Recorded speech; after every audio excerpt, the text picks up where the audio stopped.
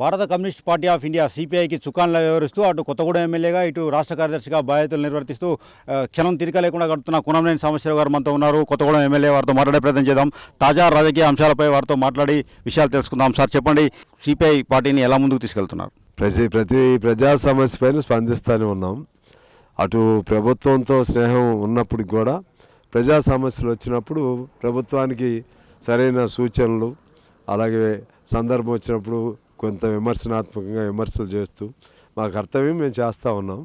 తద్వారా ప్రజా సమస్యలతో పాటు ప్రజా సంఘాలు, యువత, విద్యార్థులు, మహిళలు ఆయా అంశాల పట్ల, అదేవిధంగా పైన జాతీయ స్థాయిలో కూడా దేశంలో ఇవాళ ఒక కొత్త పరిణామాలు వస్తూ ఉన్నాయి. ఆ పరిణామాలకి జన్జీ నాయకత్వం వహిస్తుంటే వాళ్ళకి ప్రేరణగా కూడా కమ్యూనిస్ట్ పార్టీ మన భారతదేశ వ్యాప్తంగా గ్రామ గ్రామాన ప్రచార జాతాలని, పాదయాత్రలు నిర్వహించడం జరిగింది. అందులో కూడా కమ్యూనిస్ట్ పార్టీ ఏకైక పార్టీగా ముందుకొచ్చి అన్ని ప్రాంతాల్లో కూడా ఎందుకు ఈ ప్రచార జాత అంటే అటు కేంద్ర ప్రభుత్వ వైఫల్యాలు, దానికి అనుగుణంగా రాష్ట్రంలో ఉన్నటువంటి వైఫల్యాలు, వీటిపైన కూడా ప్రజలను చైతన్యపరుస్తూ ఆ విధంగా ఎప్పుడు ముందుకెళ్తా ఉన్నాము. అలా కమ్యూనిస్ట్ పార్టీగా మా కర్తవ్యాన్ని, ఎందుకంటే ఇప్పుడు మేము అధికారంలో అనేది కాదు, అధికారం ఎవరికి శాశ్వతం కాదు. వేరే పార్టీలు అధికారంలోకి వస్తాయి, వెళ్ళిపోతూ ఉంటాయి. మేము అధికారంతో నిమిత్తం లేకుండా ప్రజలే మాకు పరమావధిగా భావిస్తూ మేము ముందుకెళ్తా ఉన్నాం. బీజేపీ పాలన ఎలా చూస్తారు? మనం చూసాం కదా, మనం చూసాం. చివరికి నరేంద్ర మోడీ గారు దిగిరాక తప్పలేదు. అంటే ప్రజాగ్రహం ముందు ఎంతటి నిరంకుశ నియంతృత్వం కలిగిన భావాలు కలిగిన వాళ్ళైనా తల వంచక తప్పదు. ఎప్పుడూ ఎక్కువ కాలం నియంతలు నిలవలేరు. ఆయన ప్రజాస్వామ్య ముసుగులో ఉన్న గొప్ప నియంత. హిట్లర్ కూడా ఇట్లే ప్రజలను ఆకట్టుకునే మంచి ఉపన్యాసాలు చెప్పేవాడు. ప్రజలను ఆకట్టుకునే మంచి పదాలను ఉపయోగిస్తూ వాగాడంబరంతో డెమోగాగ్స్ అంటారు వాళ్ళని. ఆ విధమైనటువంటి పద్ధతుల్లో ప్రజల్ని ఒక వైపు, ఒక మత మౌఢ్యం వైపో, లేకపోతే ఆ మతం పేరు హిందూ మతమో, లేకపోతే రాముడు, దేశంలో అందరికీ రాముడు అంటే ఇష్టమే, ఈవెన్ ముస్లింలు కూడా ఇష్టపడతారు. కానీ దాన్ని ఎన్నికల ఆయుధంగా మలుచుకోవటం అనేది ప్రజలు గమనించి ఇప్పుడు రోడ్డు మీదకి వస్తూ ఉన్నారు. చివరికి మొన్న నరేంద్ర మోడీ గారు తప్పనిసరి వాళ్ళ విద్యాశాఖ మంత్రి ధర్మేంద్ర ప్రధాన్ని రాజీనామా చేయించాల్సిన పరిస్థితి వచ్చింది.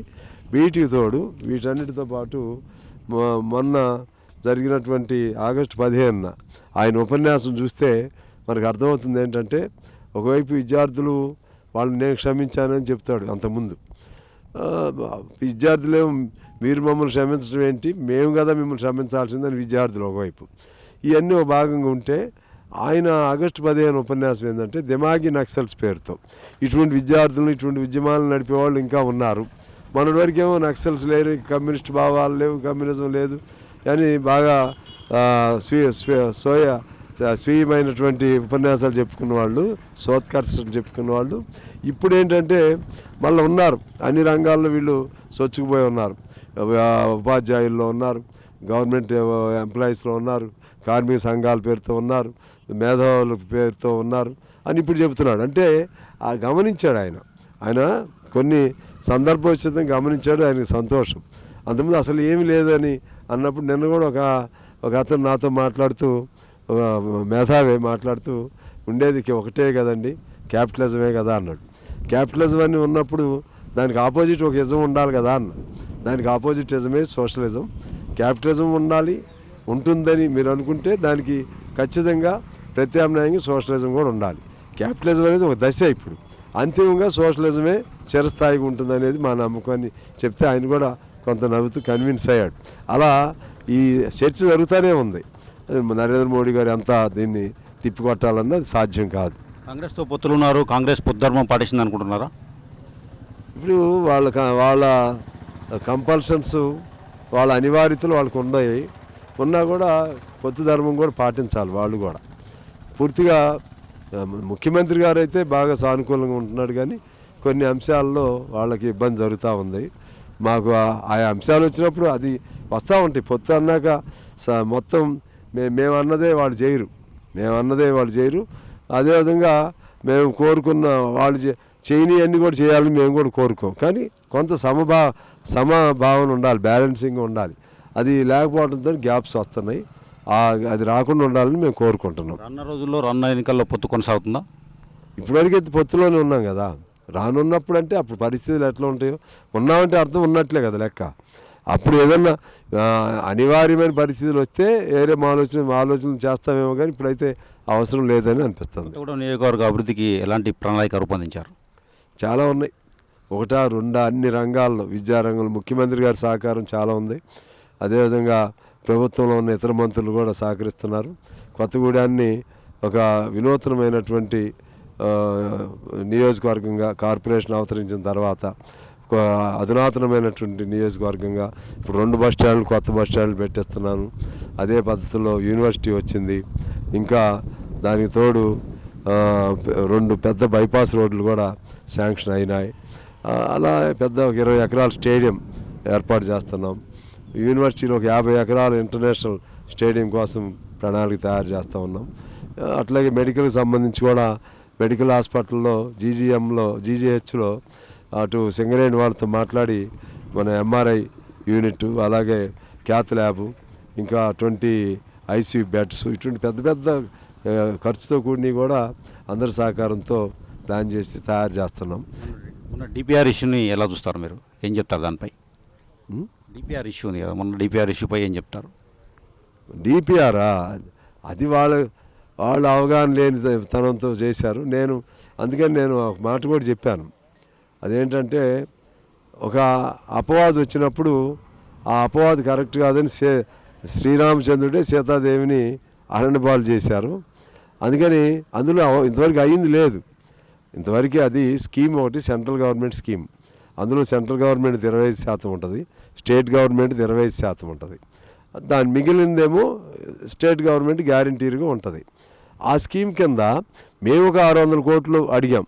వాళ్ళు 100 కోట్లు ఇస్తారా, 200 కోట్లు ఇస్తారా, ఎంత ఇస్తారో తెలియదు. ఎందుకంటే అప్పు చేయకుండా కేంద్రమే అప్పు చేస్తుంది కదా, రాష్ట్రం అప్పు చేస్తుంది. వాళ్ళు పెట్టిన స్కీమ్ ఇది. రాష్ట్రంలో 26 పట్టణాల్లో ఆల్రెడీ వాళ్ళకి అంగీకారం అయింది. మాది కూడా ఆ ప్రాసెస్లో ఉంది. అయినప్పుడు దానికి సంబంధించి ఒకవేళ 600 కోట్లు వస్తే ఎట్లా అని ఈ మున్సిపల్ అధికారులు వాళ్ళు దాని మీద ఒక డిపిఆర్ లాగా ఎందుకంటే డిపిఆర్ లేకపోతే ఆ శాంక్షన్ రాదని వాళ్ళకున్న అవగాహన ప్రకారం వాళ్ళు చేపించారు. అంటే 1.6% అంత ఇచ్చేట్లు అని. ఎప్పుడు ఇవ్వాలది? ఆ డబ్బులు వచ్చి వర్క్ శాంక్షన్ అయ్యి 100 కోట్లు వచ్చినాయి అనుకోండి, 1,60,00,000 అయింది. 200 కోట్లు వస్తే డబల్ అయింది. అట్లా తప్పితే ఇప్పుడు అయిపోయినట్టు డబ్బులు వచ్చినట్లు ఇట్లా అనవసరం ప్రచారాలు కావాలని కొంతమంది ఉంటారు కదా ఎప్పుడు చేస్తే. అందుకని ఒక్కసారిగా అందరికి గుణపాఠం చెప్పాలని నేను దీన్ని రద్దు చేపిస్తున్నాము అని చెప్పి అందరిని అధికారులను పిలిచి చెప్పాను. రద్దు చేసి మళ్ళీ కొత్తగా ఆన్లైన్కి వెళ్ళమన్నాం. ఆన్లైన్కి వెళితే ఇప్పుడు ఎవరు మాట్లాడడానికి లేదు. అవకాశం లేకుండా చేయడం కోసం డిపిఆర్ చేశాం. ఒకరినొకరు దోచుకోవడానికి ఆ డిపిఆర్లు ఎవడో అసలు రూపాయి లేకుండా ఎవరికి ఇస్తారండి? రూపాయి అంతవరకు రిలీజే కాలేదు. అసలు శాంక్షన్ ఇస్తారో లేదో తెలియదు. ఇచ్చిన తర్వాత అయినా నా పేరు చెప్పని ఇంకోటి పేరైనా చెప్పడం న్యాయం కాదు కదా ఎవరినైనా కానీ. అందువల్ల అది రద్దు చేయించాం. కొత్తగూడెంలో ఉన్నారు, పినపాకలో కూడా పోటీ చేస్తామంటున్నారు. ఖమ్మం జిల్లాలో ఎన్ని పోటీ చేస్తారు? మాకు పినపాక బలమైంది, వైరా కూడా బలమైందే. వైరా కూడా పాత నియోజకవర్గాలే. అట్లే అక్కడ ఒక 2 ఇక్కడ ఒక 2 అన్న కనీసం చేయాలని ఆలోచన ఉంది. ఖమ్మంలో ఒక 2, అక్కడ 2. అప్పుడు పరిస్థితులు ఎట్లా ఉంటాయో చూస్తాం. ఎందుకంటే మాకు లక్ష్యం అయితే ఉండాలి కదా. ఇక చివరికి ఒక సీటు కోసం మొత్తం పార్టీని మేము వదిలేసుకోలేం కదా. అందువల్ల ఆ ఆలోచన కూడా చేస్తూ ఉన్నాం. రాష్ట్రంలో అనేక సమస్యలు ఉన్నాయి, వాటిపై కార్యాచరణ ఎలా ఉంది? భవిష్యత్తు అంతా పోరాటాలు చెప్పాం కదా. రేపు ఇళ్ల పట్టాల కోసం, అట్లే పేదవాడి గుడిసెల కోసం అది పెద్ద ఉద్యమం చేపడుతున్నాం. ప్రతి పేదవాడికి ఇల్లు, ప్రతి ఇంటికి పట్ట అనే దాంతో పెద్ద ఉద్యమం మొదలు పెడుతున్నాం. అదేవిధంగా ఇంకా వ్యవసాయ రంగంలో సమస్యలు కానీ, ఆయా ప్రాజెక్టుల సమస్యలు కానీ ఏమున్నా సరే అన్నిటి మీద కూడా ప్రణాళికబద్ధంగా ప్లాన్ చేసుకుని ఈ 2 ఏళ్ల కాలంలో పెద్ద పోరాట కార్యక్రమాలు రూపొందిస్తాం. పార్టీ బలోపేతానికి ఎటువంటి చర్యలు తీసుకుంటాం? ఇవే బలోపేతం అంటే ఉద్యమాలు చేయటం, ప్రజలను మరింత చైతన్యపరచడం, సజీవంగా పార్టీని ఉంచడమే పార్టీ బలోపేతానికి చర్యగా భావిస్తున్నాం. ప్రజా ఉద్యమాలు నిర్మించి పార్టీ బలోపేతానికి కృషి చేస్తామని, అదేవిధంగా రానున్న రోజుల్లో రాష్ట్రంలో నెలకొన్న అనేక సమస్యలు ఉన్నాయని, అనేక సమస్యలపై ఐక్య పోరాటాలు చేస్తామని ఎమ్మెల్యే కూనంనేని సాంబశివరావు గారు చెప్తున్నారు. వీడియో జర్నలిస్ట్ నాగేందర్తో హరీష్, ఆర్టీవీ ఖమ్మం నుండి.